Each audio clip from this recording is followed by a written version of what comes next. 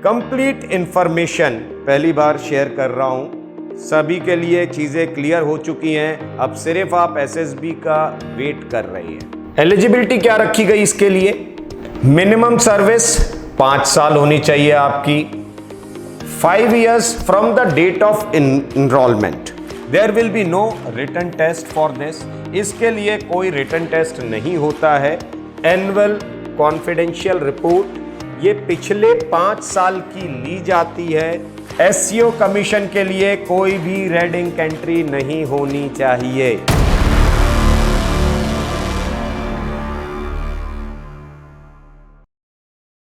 सो good morning everyone. Rakshabandhan की सभी को हार्दिक बधाई। और जैसा कि लोग अक्सर कहते हैं कि मेरा रुझान थोड़ा सा सर्विस एंट्री की तरफ ज्यादा रहता है।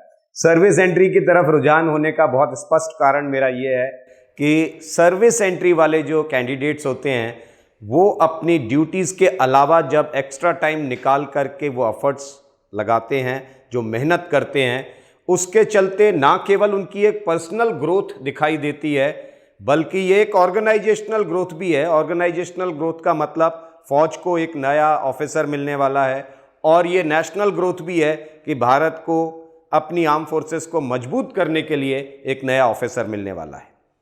तो इस एंट्री की अहमियत बिल्कुल रहती है और इसीलिए आज मैं अपने सभी एससीओ एस्पिरेंट्स के लिए कंप्लीट इंफॉर्मेशन पहली बार शेयर कर रहा हूं।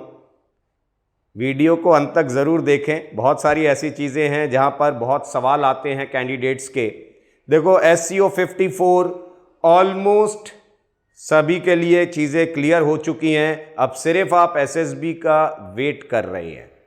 लेकिन एससीओ 55 जो कैंडिडेट्स अब अप्लाई करेंगे उनके लिए क्या चीज़ें रहती हैं कि उन्हें एलिजिबिलिटी क्लियर रहे। एलिजिबिलिटी के आए दिन सवाल आप पूछते रहते हैं, मुझे बहुत सारे मैसेजेस आते हैं। तो मैंने कहा चलो क्यों ना ऐसा किया जाए कि इससे एक भ्रम हटा दिया जाए सभी का, और जितने भी मेरे प्यारे सर्विस एंट्री कैंडिडेट्स हैं वो जब अप्लाई करें तो उनको किसी और से पूछने की ज़्यादा ज़रूरत अब पड़े ना। तो पहली चीज़ क्या है इसके अंदर,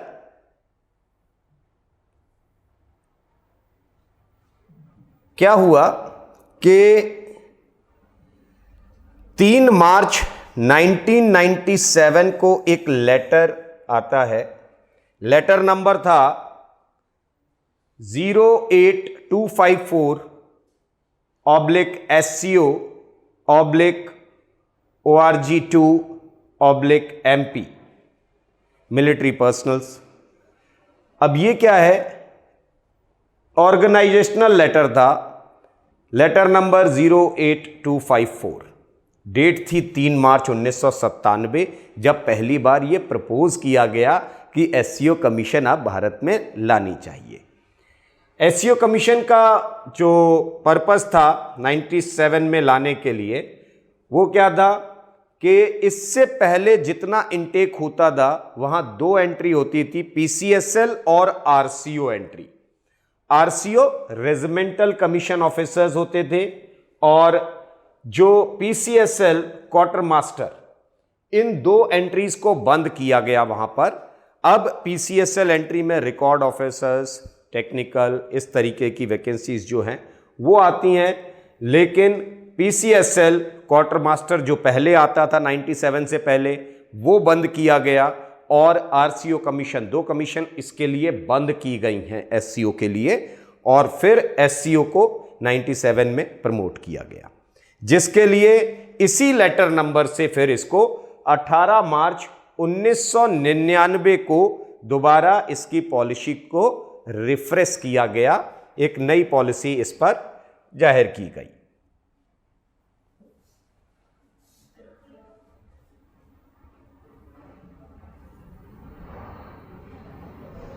एलिजिबिलिटी क्या रखी गई इसके लिए?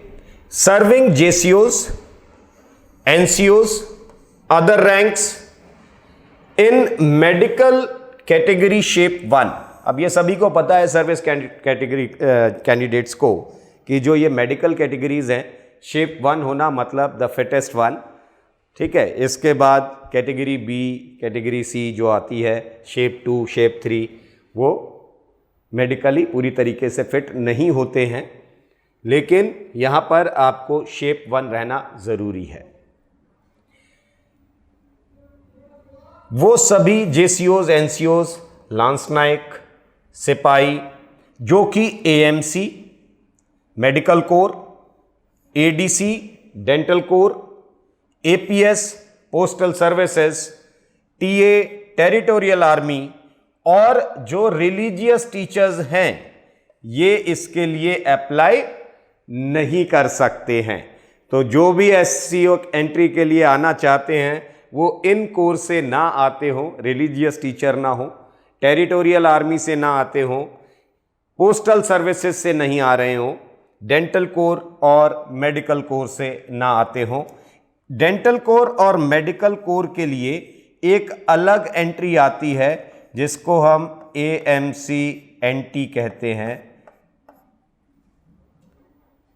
ये एक अलग एंट्री है जो कि SCO के ही बराबर होती है और वो AMC वाले देते हैं, इसलिए इनको SCO में इंडक्ट नहीं किया जाता।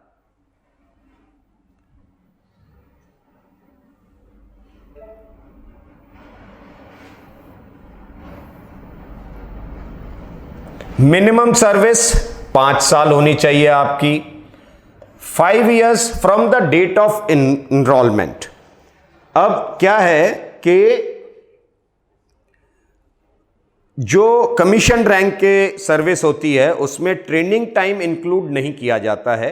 कमीशन रैंक की जो सर्विस होती है उसको पासिंग आउट डे से गिना जाता है। तो ट्रेनिंग का जो टाइम है वो उसमें नहीं गिना जाता है। जैसे एनडीए है, 4 साल ट्रेनिंग कर रहे हैं, वो नहीं गिना जाएगा सर्विस में। आईएमए 1.5 साल सर्विस करके ट्रेनिंग करके आ रहे हैं, वो नहीं गिना जाता है। लेकिन जो अदर रैंक्स के लिए जब आप रिक्रूटमेंट लेते हैं अदर रैंक्स के लिए, तो आपका ट्रेनिंग टाइम आपकी सर्विस में गिना जाता है। तो from the date of enrolment आपके 5 साल पूरे होने चाहिए। कब तक? एप्लीकेशन की लास्ट डेट ऑफ सबमिशन। आप सबको पता है कि जनवरी में ये डेट आ जाती है, साल में 2 बार आती है, और फिर आपको आते हैं ये डेट सितंबर में। तो यहाँ से अगर आप जो है डेट ऑफ सबमिशन, जो लास्ट डेट उसकी रहती है कि इस समय तक आपकी एप्लीकेशन रिकॉर्ड ऑफिस में पहुंचनी चाहिए। रिकॉर्ड ऑफिस में पहुंचने की डेट तक आपकी 5 साल पूरी हो जानी चाहिए सर्विस, ये भी इस लेटर में कहा गया।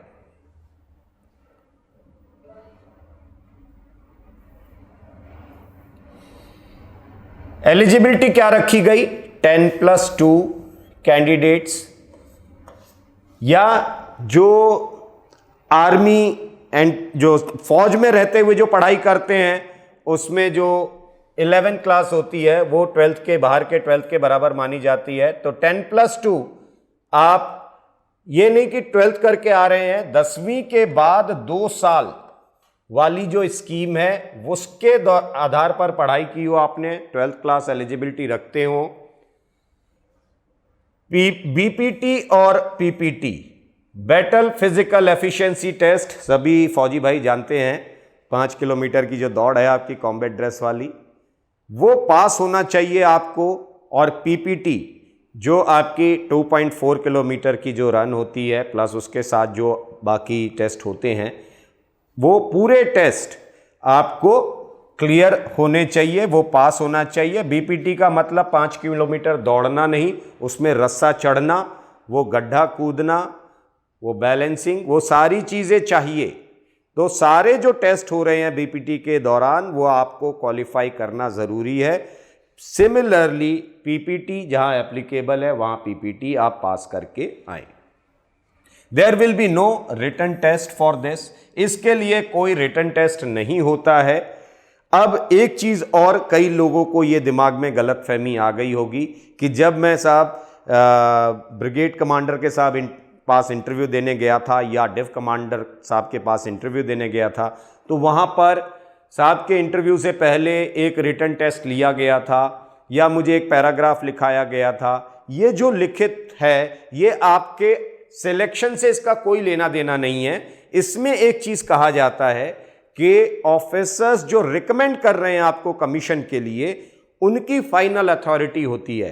तो कई बार जब कैंडिडेट्स ज्यादा आते हैं तो वहां पर ब्रिगेड कमांडर साहब ये कहते हैं कि पहले इनका नॉलेज लेवल थोड़ा सा चेक कर लो, make a question paper of around 10, 15 और 20 क्वेश्चंस जो कि जीके से रिलेटेड हो, या फिर कोई एक टॉपिक ऐसा जैसे मणिपुर में हो रहा है अभी, तो जिससे फौज का लेना देना है, या फिर जो आपके ऑपरेशंस चल रहे हैं कश्मीर में, ऑपरेशन रक्षक है, ऑपरेशन सद्भावना है, या काउंटर इंसर्जेंसी के इंपॉर्टेंस क्या है, काउंटर इंसर्जेंसी ऑपरेशंस के ऊपर कोई एक आधा पैराग्राफ लिखने के लिए भी दिया जा सकता है। It depends on the authority itself कि वो आपसे लिखित रूप से इंटरव्यू से पहले आपका एक बेसिक टेस्ट लेते हैं।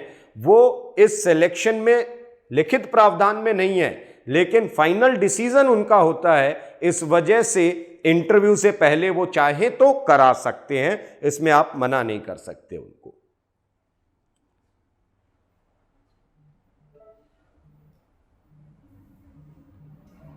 Next is age limit. अब एज लिमिट क्या है इसकी? 30 से 35 साल की एज होनी चाहिए ऑन द फर्स्ट डे जो आपके प्री कमीशन ट्रेनिंग जो स्टार्ट होगी आईएमए के अंदर। उस ट्रेनिंग में जाने से पहले आपकी जो डेट है ट्रेनिंग शुरू होने से पहले, जिस महीने में ट्रेनिंग शुरू हो रही है उसकी पहली तारीख को आपकी एज 30 साल हो जानी चाहिए मिनिमम, और 35 साल। अब यहां पर दो डिफरेंसेस, क्योंकि बहुत सारे यंगस्टर्स ये पूछते हैं, बहुत सारे सर्विस एंट्री वाले कैंडिडेट ये पूछते हैं कि सर इसकी एज क्या है।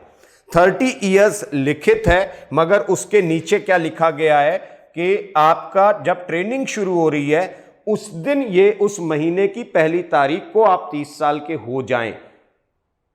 मतलब अगर आप 29 साल के ऊपर हो रहे हैं तो आप यहां से डेट ऑफ कमेंसमेंट, जो भी कोर्स आता है उसकी ट्रेनिंग का जो शेड्यूल है वो साथ में आता है कि फला बैच के लिए ये बैच आईएमए में इस महीने में शुरू होगा। तो उस महीने की पहली तारीख से अपनी एज हमेशा कैलकुलेट कर ले, और अगर वो एज 30 साल है तो you are very much eligible to apply for it. फिर भी ऐसा कई फॉर्मेशंस में देखा गया है, कई जगह इस तरीके से भी चीजें आई हैं, जब आपके ऑफिसर इन कमांड या कमांडिंग ऑफिसर ने मना कर दिया 30 साल से कम उम्र के लोगों को अप्लाई करने के लिए, आप चाहें तो उस लेटर को उनको दिखा सकते हैं, उनसे हम्बली अपनी रिक्वेस्ट कर सकते हैं, लेकिन आप दावा नहीं कर सकते हैं। क्यों? क्योंकि वो अथॉरिटी उनके पास है।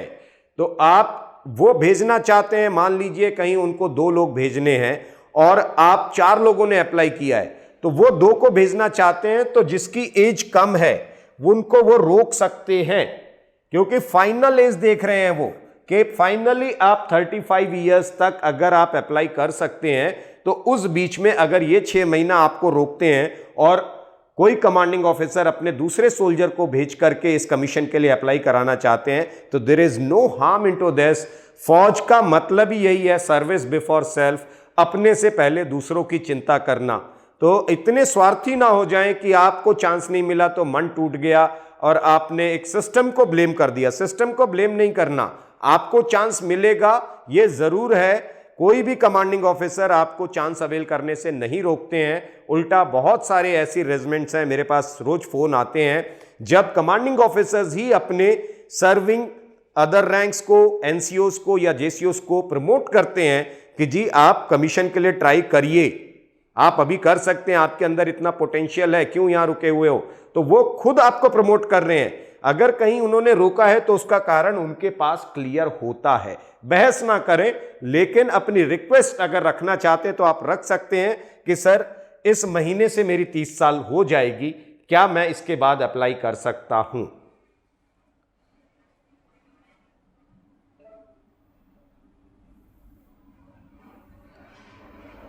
फिर सर्विस रिकॉर्ड देखा जाता है। सर्विस रिकॉर्ड में सबको पता है एसीआर का क्या महत्व होता है ना।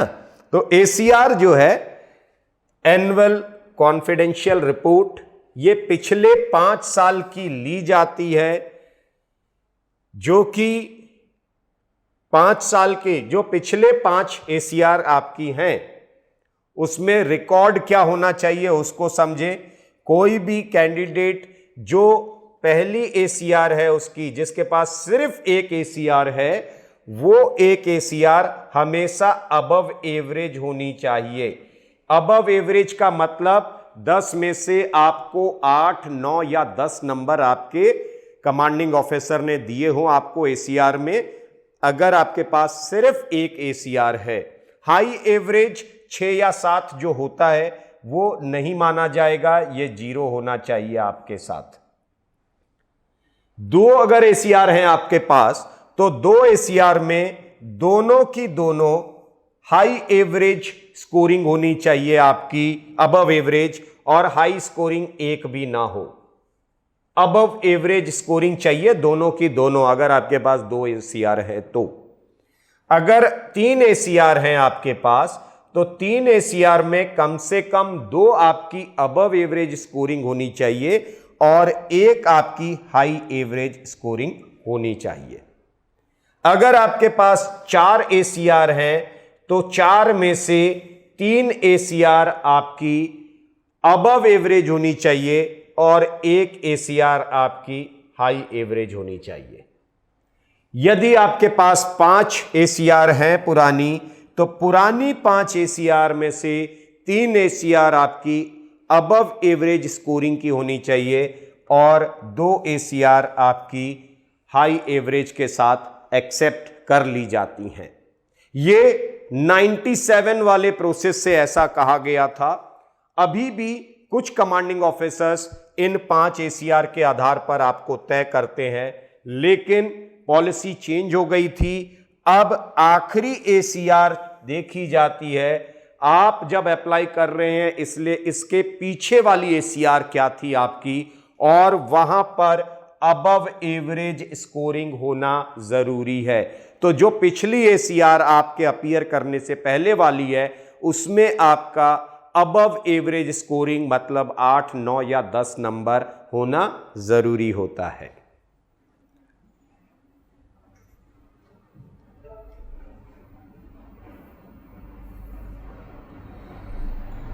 दूसरी चीज, अगर लांस नाइक है या सिपाही हैं, अभी प्रमोशन नहीं मिला है, या न्यूली प्रमोटेड नाइक्स हैं, बिल्कुल नया प्रमोशन मिला है उनको, अलग अलग कोर में। सबको पता है सर्विस एंट्री कैंडिडेट्स को कि हर कोर में हर रेजिमेंट के हिसाब से प्रमोशन का उतार चढ़ाव आता रहता है।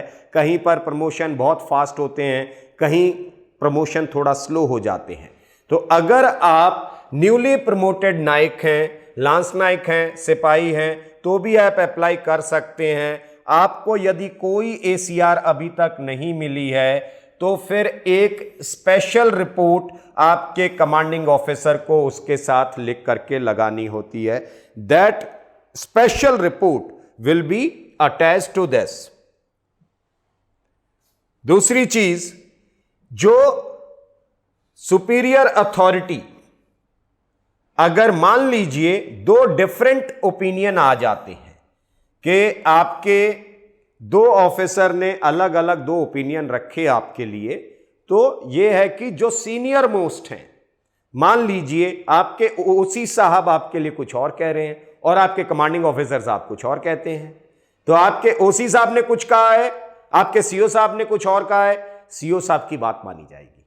तो सीओ साहब के वैल्यू को रखा जाता है, उनकी रिकमेंडेशंस हमेशा वैलिड मानी जाएगी। तीसरी चीज, सीओ या ओसी जो हैं आपके, वो पूरी तरीके से ये निश्चित करें कि जो कैंडिडेट वो भेज रहे हैं एससीओ कमीशन के लिए, वो पोटेंशियल कैंडिडेट है, उनके अंदर उतनी काबिलियत उन्होंने देखी है, तभी वो उसको रिकमेंड करें।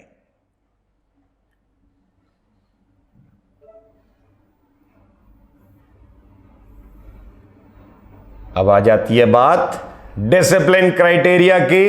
डिसिप्लिन क्राइटेरिया में हमेशा यह ध्यान रखिए कि एससीओ कमीशन के लिए कोई भी रेड इंक एंट्री नहीं होनी चाहिए। Through out your service tenure किसी प्रकार की कोई रेड इंक एंट्री ना हो आपके पास। आप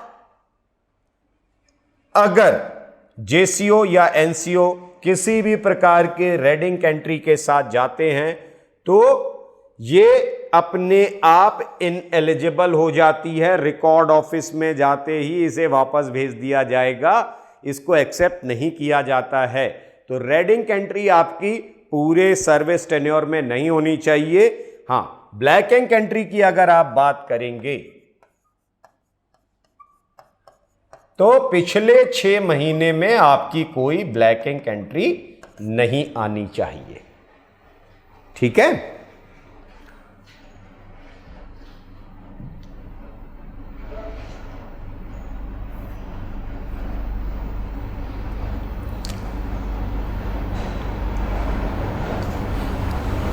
In some charges have been preferred to the cases has not been finalized। अगर आप मान लीजिए आपके ऊपर कोई आपकी चार्जशीट बन गई है, आपका केस फाइनलाइज नहीं हुआ है।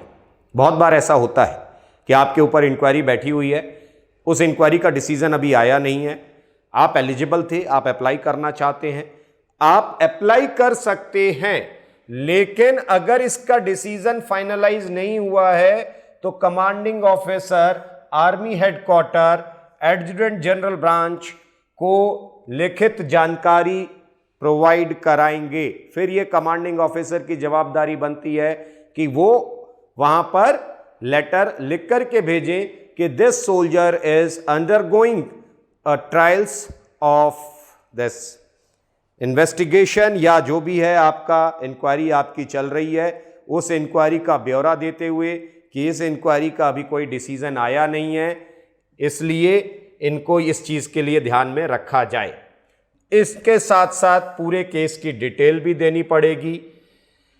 अगर नोटिस किसी भी ज्वाइनिंग इंस्ट्रक्शन, चाहे वो एसएसबी का हो जो रिक्रूटिंग डायरेक्टरेट तय करता है, या फिर आप रिकमेंड हो गए एसएसबी में और उसके बावजूद आप मान लीजिए आईएमए में जाने की तैयारी कर रहे हैं और ये डिसीजन अगर नहीं पूरा हुआ तो पहली बात तो एसएसबी में ही नहीं जाने दिया जाएगा। ये they will not permit you to appear for IMA if you had appeared for SSB, और अगर आप एसएसबी के लिए अपीयर हो गए थे, आप रिकमेंड हो गए, तो आपको आईएमए में जाने से रोका जाएगा, क्योंकि अभी आपके ऊपर उस केस का कोई फैसला नहीं आया है। तो यह कमांडिंग ऑफिसर की जवाबदारी बन जाती है कि ऐसे कैंडिडेट को रिकमेंड होने के बावजूद आईएमए में ट्रेनिंग के लिए नहीं जाने दिया जाएगा। या फिर आपने एप्लीकेशन, 2 स्टेज है अभी देखो, एक आपने यहां से एप्लीकेशन भर के भेज दी, रिकॉर्ड ऑफिस पहुंची, रिकॉर्ड ऑफिस से फिर ये रिक्रूटिंग डायरेक्टरेट जाएगी, उस बीच में आपके ऊपर कोई इंक्वायरी बैठ गई तो आपको एसएसबी नहीं जाने दिया जाएगा। अगर आप एसएसबी चले गए, आप रिकमेंड होकर के आ गए और फिर आपके ऊपर कोई इंक्वायरी बैठ गई तो आपको ट्रेनिंग में नहीं जाने दिया जाएगा। यह हमेशा ध्यान रखिएगा। He will immediate inform Adjutant General Branch or Recruiting Directorate and await for further instructions। जो इनका इंटरव्यू है या जो ट्रेनिंग प्रोग्राम है वो तभी पूरा हो पाएगा या तभी उसके लिए वो एलिजिबल मानेंगे जब उनके पूरे जो क्लियरेंस मिल जाएगा उनको। अगर सीओ साहब ने क्लियर कर दिया है और जब तक एडजुटेंट जनरल ब्रांच से वो चीज क्लियरेंस लेटर सीओ साहब को नहीं मिलेगा, तब तक भी आप ज्वाइन नहीं कर सकते हैं। इसके अलावा drop in performance of a candidate, अब यहां से क्या है, आपकी एप्लीकेशन फॉरवर्ड की गई और फिर आप एसएसबी में गए, प्री कमीशन ट्रेनिंग के लिए जा रहे हैं। अगर इस बीच में कहीं भी आपके परफॉर्मेंस में ड्रॉप दिखता है उनको, तो इसकी भी जानकारी एक कमांडिंग ऑफिसर को एडजुटेंट जनरल ब्रांच को देनी पड़ेगी।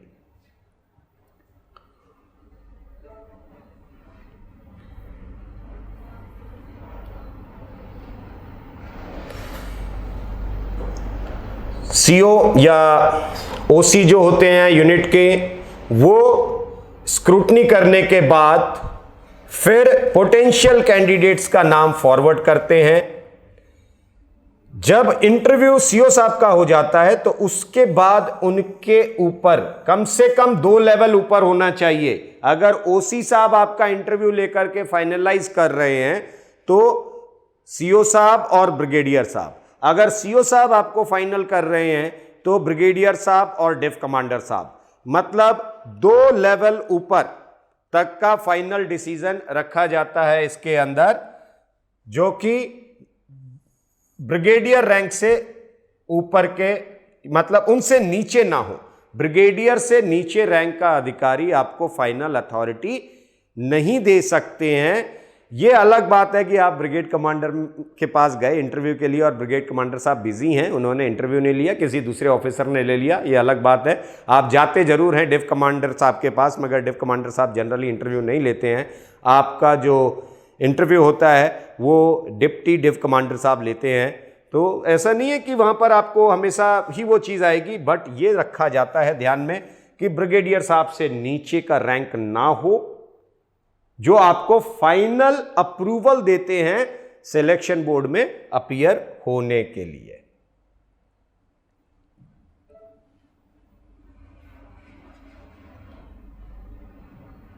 Now the application of candidates will be sent to concerned record office। एक बल्क में या रिकॉर्ड ऑफिस में आती हैं applications.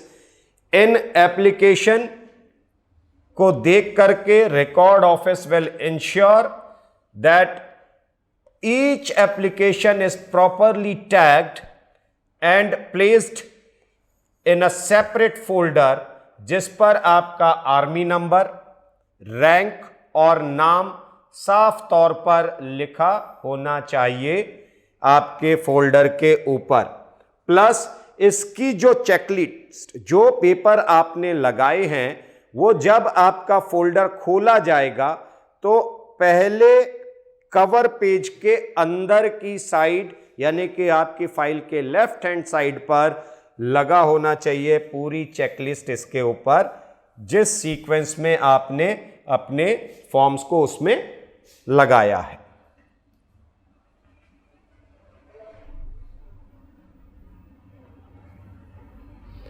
Now after verification by the record office will forward it to the personal section। Personal section से यह भेजा जाता है रिक्रूटिंग डायरेक्टरेट में। जो फिट कैंडिडेट होते हैं उनका जो एप्लीकेशन है वो आगे भेज दिया जाता है, जो फिट है उनका भेजा जाएगा पर्सनल सेक्शन में ताकि वो आगे फॉरवर्ड कर सके। और जो अनफिट कैंडिडेट होते हैं उनका जो होता है पूरा डॉक्यूमेंट वो रिटर्न कर दिया जाता है यूनिट में रिकॉर्ड ऑफिस के द्वारा, जिसमें पूरे कारण, जिस कारण से आपकी एप्लीकेशन नहीं भेजी गई या जो कमी आपकी एप्लीकेशन में थी, वो एप्लीकेशन एक लेटर के द्वारा उसके साथ अटैच करके भेजी जाएगी आपकी यूनिट में। तो एप्लीकेशन जब आपके पास वापस आएगी तो आपको उसका कारण पता चल जाएगा कि मेरी एप्लीकेशन आगे क्यों नहीं गई, और अगली बार जब आप अपीयर करेंगे तो वो गलतियां ना करें। दूसरी चीज, जो पर्सनल सेक्शन ने रिकमेंडेशंस दिया है अकॉर्डिंग टू 4, आपका जो एप्लीकेशन होती है उसका जो पार्ट 4 होता है, उसके आधार पर अगर आप मतलब पूरे तरीके से फिट पाए गए तो पार्ट 4 में वो रिकमेंडेशंस लिखते हैं और फिर भेजा जाता है रिक्रूटिंग डायरेक्टरेट को कि इनकी एप्लीकेशन हमने चेक की और वो पूरी तरीके से फिट पाई गई है। तब वो पर्सनल सेक्शन ने भेजा है रिक्रूटिंग डायरेक्टरेट को।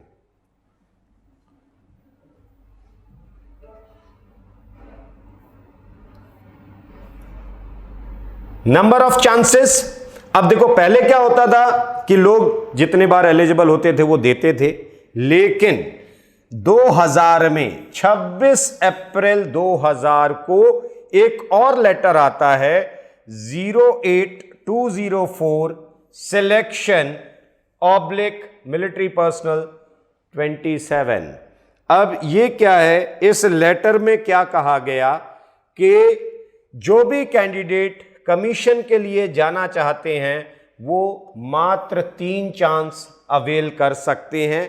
सर्विस एंट्री कैंडिडेट किसी भी एंट्री के लिए जाएंगे उनके पास 3 ही चांस होते हैं। ये 3 चांस चाहे वो एससीओ के लिए जा रहे हों, चाहे एसीसी के लिए जा रहे हों, चाहे पीसीएसएल के लिए जा रहे हों, उसको रिस्ट्रिक्ट कर दिया गया 3। मतलब एक कैंडिडेट 3 एसीसी, 3 एससीओ, 3 पीसीएसएल, इससे ज्यादा एंट्री नहीं दे सकते हैं।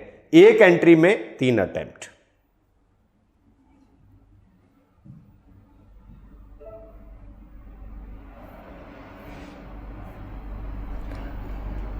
अच्छा, ट्रेनिंग आईएमए में होती है, सबको पता है, लेकिन इसके बाद जो लोग कमीशन हो जाते हैं एससीओ एंट्री के द्वारा, वो अपने ही रिस्पेक्टिव आर्म्स में वापस पोस्टेड किए जाएंगे। क्यों? To make optimum utilisation of their experience. ये एक्सपीरियंस्ड सोल्जर होते हैं जिनकी minimum 5 years, but on ground हकीकत यह है कि 8, 10, 11 साल नौकरी हो गई होती है। आप जब आते हैं तो 10 साल, 8 साल नौकरी करके जब आप यहां पहुंचे हैं तो वो एक्सपीरियंस जो आपके पास है, उस एक्सपीरियंस को, मान लीजिए आप आर्टिलरी से हैं, तो आर्टिलरी में अगर आपने 8-9 साल काम किया है, आप एज अ सोल्जर आर्टिलरी में रहे हैं, आपको एससीओ कमीशन दे करके वापस आर्टिलरी में भेजा जाए तो आपका मैक्सिमम यूटिलाइजेशन हो सकता है। इन्फेंट्री जो है उनको इन्फेंट्री में भेजा जाए, और इस तरीके से अगर आपके रिस्पेक्टिव कोर में भेजा जाएगा, रिस्पेक्टिव आर्म्स में भेजा जाए, तो आपका यूटिलाइजेशन बेहतर हो सकता है।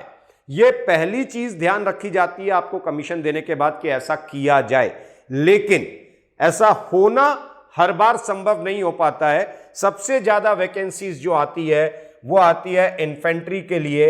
इन्फेंट्री में 30 वैकेंसीज के आसपास मांगते हैं। उसके बाद दूसरे नंबर पर आती है आर्टिलरी का। आरटी में 16 वैकेंसीज मांगी जाती हैं एससीओ की। अब मान लीजिए आरटी से रिकमेंड होने वाले कैंडिडेट थे 30, तो 14 तो वो हो गए जो 16 आर्टिलरी में चले गए, बट 14 तो कहीं और भेजने पड़ेंगे उन्हें। तो जब ऐसी नौबत आ जाती है तो आप अपने रिस्पेक्टिव आर्म्स में ना जाकर के जिस जगह सुटेबिलिटी आपकी दिखती है या जहां वैकेंसीज होती हैं, जहां फुलफिल नहीं हो पा रही हैं चीजें, वहां पर आपको, या जिस आर्म से कम रिकमेंडेशन आए वहां पर, मान लीजिए अभी इन्फेंट्री में, अब यहां पर टोटल इन्फेंट्री के जो लोग रिकमेंड हुए वो 15 हुए। वैकेंसी तो 30 मांगी जा रही है, 30 ऑफिसर्स की जरूरत है, लेकिन रिकमेंड हुए थे कितने? 15 लोग कमीशन होकर के आए हैं। तो 15 दूसरे वाले भी आ सकते हैं, वो चाहे तो फिर आप इंजीनियर्स के लिए आइए, या फिर आप ऑर्डिनेंस के लिए आइए, सिग्नल्स के लिए आइए, ईएमई के लिए आइए, आर्टिलरी के लिए आइए, एडी के लिए आइए, कहीं से भी ला सकते हैं आप, लेकिन वो उस लेवल पर दूसरे आर्म्स में शिफ्ट कर दिए गए। एक चीज। दूसरी चीज, किसी भी ऑफिसर को अपनी ही पैटर्नल यूनिट में वापस नहीं भेजा जाता है। मान लीजिए कि कोई कैंडिडेट 155 मीडियम से आ रहे हैं, तो आफ्टर कमिश्निंग वो 155 मीडियम रेजिमेंट में वापस नहीं जाएंगे। मान लीजिए एक सोल्जर जो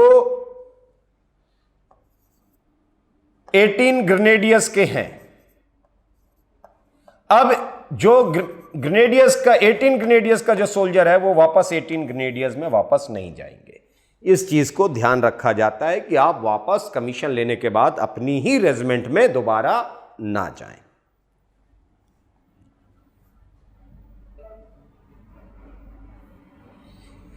तो ये थी पूरी जानकारी एससीओ कमीशन से रिलेटेड। उम्मीद करता हूं कि भाई इसके बाद आप किसी भी व्यक्ति से सड़क चलते पूछें ना कि भाई क्या है, क्योंकि अभी तो कोचिंग एक ऐसी चीज हो गई है कि सिर्फ 20% इंस्टीट्यूट्स वो हैं जो कि आर्म फोर्सेस ऑफिसर्स के द्वारा गवर्न किए जाते हैं या उनकी ऑब्जर्वेशन में रन किए जाते हैं। 80% इंस्टीट्यूट्स वो हैं जो सिविल बैकग्राउंड से आने वाले लोग चलाते हैं, है ना। तो जब आप सही जगह पूछ रहे हैं बात को तो आपके सही मार्गदर्शन मिलेगा बिल्कुल। बाकी कमर्शियल होने के चक्कर में कभी कभी आपको दूसरी इंफॉर्मेशन मिल जाती है, आप कोई कमी पूछते हो, आपके अंदर वो कमी दिखाई देती है। दो कारण होते हैं, एक या तो उनको खुद जानकारी नहीं होती है इसलिए उन्होंने हां हां कर दिया आपको, या फिर आप उनको एक एटीएम की तरीके से दिखाई दे रहे होते हैं कि ये तो एटीएम साक्षात चल के आ रहा है, कार्ड लगाने की देर है, अभी निकलेगा पैसा, क्यों छोड़ दिया जाए। तो वो आपको हां इस चक्कर में भी कहते हैं कि आप बस फीस जमा कर दें, आगे तो फिर आप जाने, आपका भविष्य जाने। तो ऐसी गलत फहमियों में ना पड़े कभी भी।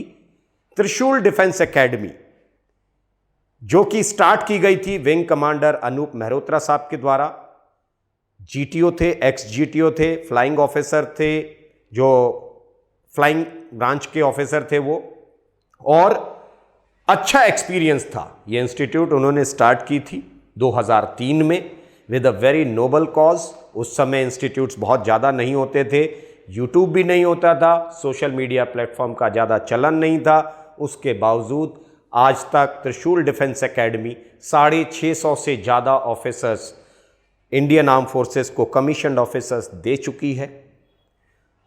कर्नल पंकज मेहरोत्रा जो कि इलाहाबाद और भोपाल बोर्ड में डिप्टी प्रेसिडेंट रह चुके हैं, इंटरविंग ऑफिसर रह चुके हैं, और मैं कैप्टन एसके सिंह उनको असिस्ट करता हूं इन पूरे कोर्सेज को चलाने के लिए। बेहतर गाइडेंस मिलेगा अगर आप ज्वाइन करते हैं। ये कोर्सेज सभी एससीओ कैंडिडेट्स के लिए ऑफलाइन ऑनलाइन पूरी तरीके से उपलब्ध हैं। ऑनलाइन में भी वही फीचर्स हैं जो ऑफलाइन में हैं, तो आप बिल्कुल ना डरें। आप जहां से तैयारी कर रहे हैं, छुट्टी नहीं मिल पा रही है, आप अपने वहीं से तैयारी करते रहिए, और जब आपको छुट्टी मिलेगी और यदि मान लीजिए आप ऑफलाइन बैच के लिए आते हैं तो आपकी जमा धनराशि जो आपने ऑनलाइन में जमा की थी वो ऑफलाइन बैच की फीस से डिडक्ट हो जाती है। जो कैंडिडेट्स ऑफलाइन बैच के लिए आ सकते हैं, नो डाउट उनसे बेहतर तो विकल्प उससे कुछ बेहतर हो ही नहीं सकता है। तो आप तैयारी करें और ऐसी तैयारी करें कि अब अपने जीवन को ट्रांसफॉर्म करें, पूरी लाइफ को ट्रांसफॉर्म कर सकते हैं। Wish you very good luck, stay fit, stay healthy. जहां बनते हैं देश के गौरव, इंडिया का एकमात्र ऐसा कोचिंग इंस्टीट्यूट जहां कैडेट्स को ट्रेन किया जाता है आने वाले डिफेंस एग्जाम के अनुसार। अगर आपका भी सपना है भारतीय सेना में शामिल होकर देश की सेवा करने का, तो आज ही ज्वाइन करें त्रिशूल डिफेंस एकेडमी।